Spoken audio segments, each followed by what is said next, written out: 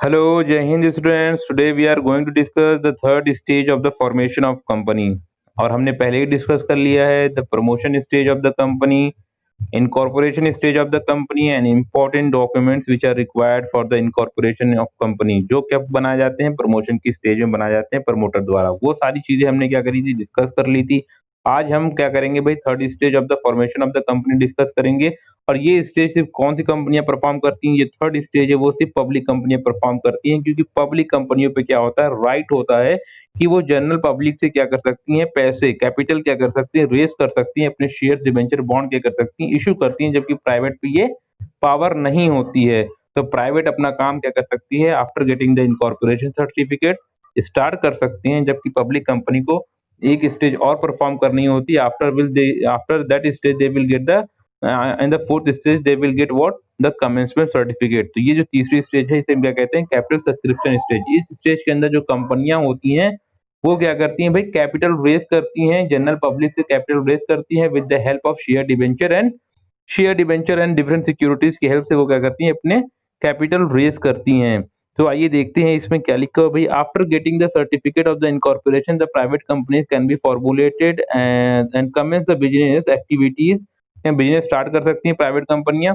पर जो public company होती है बेटा, they have to perform the third stage. इस स्टेज को उन्हें परफॉर्म करना होता है अगर उन्हें क्या चाहिए, कमेंसमेंट ऑफ बिजनेस सर्टिफिकेट चाहिए, सर्टिफिकेट ऑफ कमेंसमेंट चाहिए।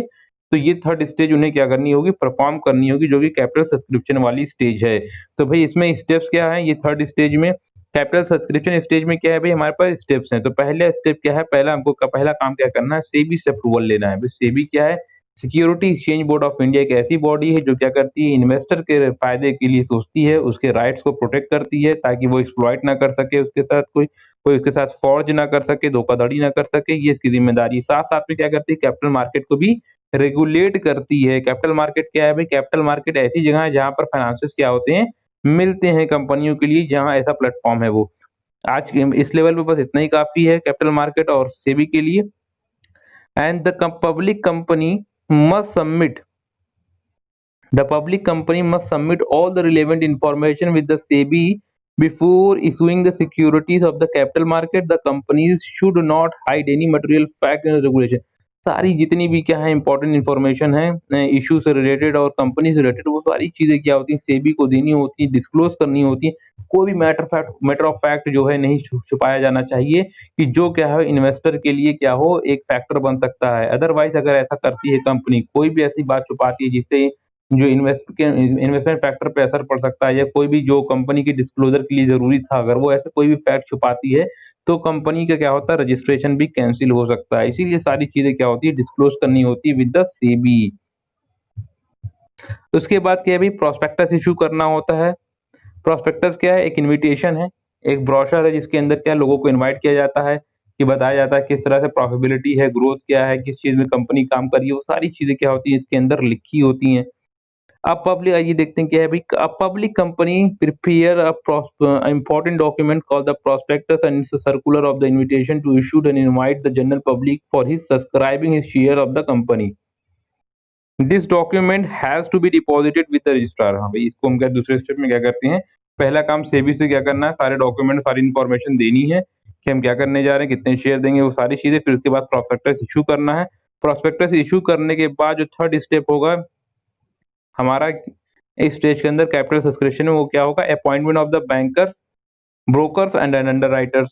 भाई ये क्यों हमें अपॉइंट करने हैं भाई, बहुत जरूरत पड़ती है। अगर हम शेयर इशू करेंगे तो एप्लीकेशन मनी और सारे मनीज आएंगे, तो ये जो मनी का ट्रांजेक्शन होता है, जो लोगों से पैसा रेज किया जाता है with the help of the bank, तो वहां पर हमें एक बैंकर चाहिए होगा अपने लिए, जो क्या करेगा, साइफन का काम करेगा, जो कैपिटल होगी उसे रेज करेगा, मतलब जो हमारे सब्सक्राइबर्स होंगे, जो हमारे शेयर होल्डर्स होंगे, उनसे पैसा लेके हमें हमें क्या करेगा, ट्रांसफर करेगा। वो सारे बीच के ट्रांजेक्शन उससे क्या होगा, परफॉर्म होगा।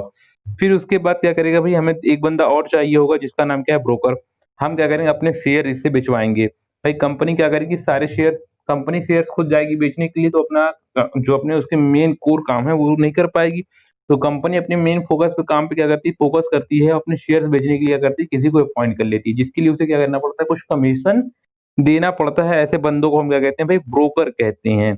ब्रोकर क्या करता है, शेयर्स बेचवाने में हमारी मदद करता है, जिसके लिए हम इसे क्या कहते हैं, कमीशन देते हैं। एक बंदा हमें और अपॉइंट करना होता है, जिसे हम कहते हैं अंडर राइटर कहते हैं। भाई ये अंडर राइटर क्या है? तो अंडर राइटर ऐसे प्रोफेशनल हैं जो क्या करते हैं, हमारे शेयर को खरीद लेते हैं, सिर्फ बेचवाने में मतलब भाई ब्रोकर था वो बेचने में सिर्फ मदद कर रहा था। अब ये अंडर राइटर क्या करेगा, हमसे खरीद लेगा, मतलब हमसे क्या लेगा, गारंटी ले लेगा हमारे शेयर्स की। मैं इसे क्या करूंगा, आपके शेयर्स को बेच दूंगा, और अगर नहीं बिका तो मैं इसे खुद ले लूंगा। मतलब वो क्या लेता है, हमारे शेयर्स की गारंटी ले लेता है, उसे हम क्या कहते हैं, अंडर राइटर कहते हैं। जनरली क्या होता है बेटा कि जो अंडर राइटर का जो कमीशन होता है वो किससे ज्यादा होता है, ब्रोकर से ज्यादा होता है।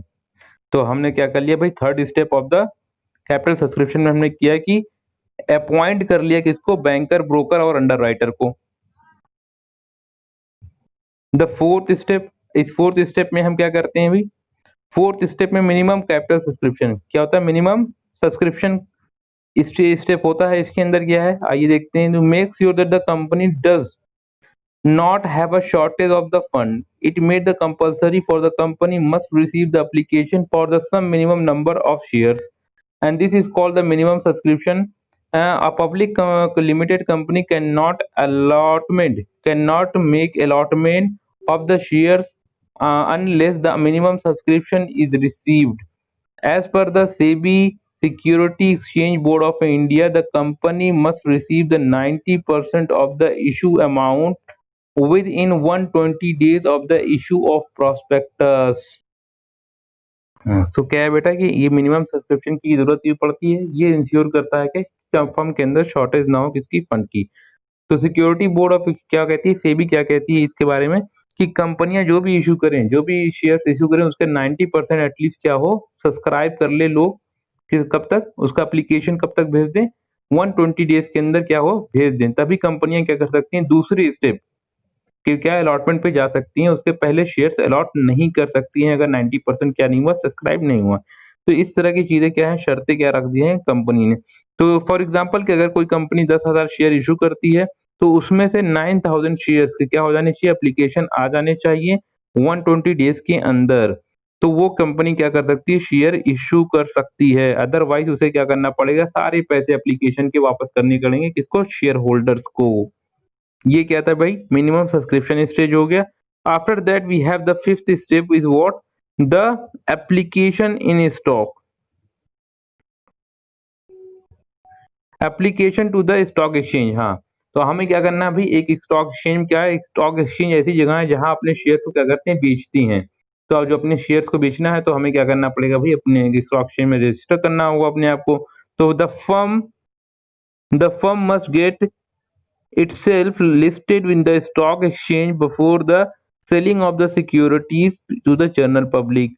The company may apply in the organized stock exchange to get the permission. तो अगर आपको क्या करना है, जनरल पब्लिक को शेयर बेचने हैं, तो उससे पहले आपको क्या कर लेना होगा, एक स्टॉक एक्सचेंज में अपने आप को रजिस्टर कराना होगा, जिसे हम क्या कहते हैं, लिस्ट करवाना कहते हैं। द स्टॉक एक्सचेंज अथॉरिटीज, और जो स्टॉक एक्सचेंज की अथॉरिटीज होंगी, verify the financial soundness and other aspect of the company, and they are satisfied, and then the name of the company is listed. अगर उन्हें लगेगा कि हाँ आपकी कंपनी की फाइनेंशियल साउंडनेस अच्छी है, तो आपको क्या कर लेंगी, वो लिस्ट कर लेंगी, अपने यहाँ रजिस्टर कर लेंगी। If the firm doesn't get the permission of the stock exchange within 10 weeks from the date of the closure of the subscription the list, then the allotment will become the void and the money received from the application must be returned. कहते हैं भाई हमने क्या कर दिया, stock exchange में apply कर दिया, पर हमने 10 दिन के अंदर कोई रिस्पांस वहां से नहीं मिला, तो हमें क्या करना पड़ेगा, फौरन ही जो अमाउंट हमने रिसीव किया है एज एप्लीकेशन, शेयर्स के एप्लीकेशन का अमाउंट जो रिसीव किया है, वो सारे पैसे हमें शेयर होल्डर्स को वापस करने होंगे। allotment of share, yes, the last step of this stage what was allotment of shares. After getting the name listed, एक बार हमारा नेम कहाँ लिस्ट हो गया, स्टॉक एक्सचेंज में लिस्ट हो गया। एक बार हमारा नाम कहाँ लिस्ट हो गया भाई, स्टॉक एक्सचेंज में लिस्ट हो गया। The company prepare the return of the allotments. Return of the allotment is a statement giving the detail about the names of the address of the share holders. The company has to submit the return of allotment with the registrar stating the name and address and the number of the share allotted to the each shareholder. After getting the green signal from the stock exchange, the sixth step is what the allotment of share. अब हम share क्या कर सकते हैं, allot कर सकते हैं, assign कर सकते हैं किनको, अपने शेयर होल्डर्स को। और उसके लिए हमें क्या होगा, एक रिटर्न ऑफ अलॉटमेंट होगा, जो क्या होगी, एक स्टेटमेंट होगा जिसके अंदर क्या होगा, शेयर होल्डर्स के क्या होंगे, नाम होंगे, कितने शेयर होल्डर हैं, और साथ में उनकी एड्रेस होंगे और कितने कितने शेयर उन्होंने सब्सक्राइब किए, पूरी डिटेल के साथ हमें आरओसी के पास इसे सबमिट कर देना होगा। Here's the fourth stage of the formation of the company, that is the commencement of business. Actually this is not any stage. हमने क्या किया, जितनी भी एक्टिविटीज सारी चीजें परफॉर्म करनी थी, अब तक 3 स्टेजेस में हम परफॉर्म कर चुके हैं, एक पब्लिक कंपनी परफॉर्म कर चुकी है। अब इस स्टेज में कंपनी क्या करती है, बस अप्लाई करती है रजिस्ट्रार ऑफ द कंपनी कि हमने सारी जो भी जरूरतें थी, फॉर्मेलिटीज थी, वो परफॉर्म कर दी है। हमने प्रमोशन स्टेज में इंपॉर्टेंट डॉक्यूमेंट्स बनाए, फिर उसके बाद इनकॉर्पोरेशन ऑफ सर्टिफिकेट लिया, उसके बाद मिनिमम कैपिटल जो हमारी कैपिटल सब्सक्रिप्शन की रिक्वायरमेंट थी उसे फुलफिल करी। अब हमें क्या कर दिया, आप सर्टिफिकेट ऑफ कमेंसमेंट दीजिए, हमें इजाजत दीजिए कि हम क्या करें, अपने बिजनेस को स्टार्ट करें। इस स्टेज के अंदर बस क्या होता है, रजिस्ट्रार ऑफ द कंपनी क्या करता है, इशू कर देता है certificate after satisfying and verifying that company have done all the formalities prior. पिछली सारी उसने फॉर्मेलिटीज करी, उस बेस पे वेरीफाई करने के बाद वो क्या करता है, एक सर्टिफिकेट ऑफ कमेंसमेंट देता है। आइए देखते हैं क्या, after the subscription of the securities and receiving the minimum subscription, the company applies to the registrar to issue the certificate of commencement of the business। तो वही चीज है, क्या होता है, सारी मिनिमम सब्सक्रिप्शन की रिक्वायरमेंट, सिक्योरिटी सब्सक्रिप्शन की रिक्वायरमेंट करने के बाद वो अप्लाई करता है, भाई अब हमें दे दिए क्या, काम करने की इजाजत। तो काम करने की क्या परमिशन मांगते हैं इसके अंदर। Along with the application company must file the following. और जब ये अप्लाई करे, जब एप्लीकेशन दे कि रजिस्ट्रार को क्या हमें सर्टिफिकेट दीजिए, तो उसके साथ कुछ डॉक्यूमेंट्स क्या होता है, कंपनी को लगाने होते हैं, कुछ डिक्लेरेशन लगाने होते हैं। वो डिक्लेरेशन क्या है भाई, वो डिक्लेरेशन ये होती है कि एक है कि हमारे जितने भी शेयर्स हैं उन पे क्या है, वो सारे सब्सक्राइब हो गए हैं, मिनिमम सब्सक्रिप्शन हमने कंप्लीट कर लिया है। दूसरा डिक्लेरेशन होता है भाई कि जो डिक्लेरेशन होता है डायरेक्टर्स की, सारे डायरेक्टर्स ने क्या किया है, एप्लीकेशन अलॉटमेंट मनी क्या करती है, अपने शेयर्स की दे दी है, इस बात की डिक्लेरेशन होती है। और तीसरा जो डिक्लेरेशन देना होता है किसको, रजिस्ट्रार को, वो क्या है, सारी मनी क्या हो गई, रिसीव हो गई है, कोई भी अमाउंट क्या है पेंडिंग नहीं है शेयर्स पे। और भाई ये फोर्थ डिक्लेरेशन क्या होता है कि जितने भी हमने डिक्लेरेशन थे वो सारी चीजें हमने कंप्लीट कर ली है।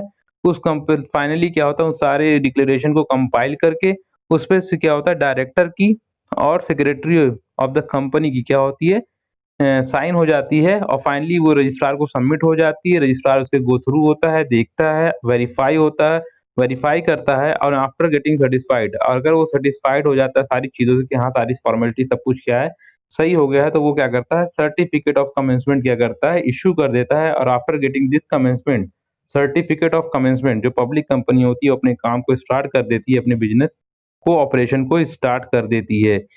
So this is what the pro forma और the specimen of the certificate of the commencement of the business में डिटेल होती है, कंपनी का नाम, कब कंपनी बनी, सारी चीजें क्या होती है इसमें। इसमें रजिस्ट्रार के सिग्नेचर वगैरह होता है। All the business dealing after issue of certificate of commencement are binding on the company. कहते हैं कि इस सर्टिफिकेट के बाद जितनी भी बिजनेस डीलिंग्स होती हैं वो सब क्या होती हैं, वैलिड होती हैं और क्या होती हैं, सही होती हैं। Thank you. I hope you people understand the third and fourth stage of the formation of the company. Thank you. Thank you for watching this class.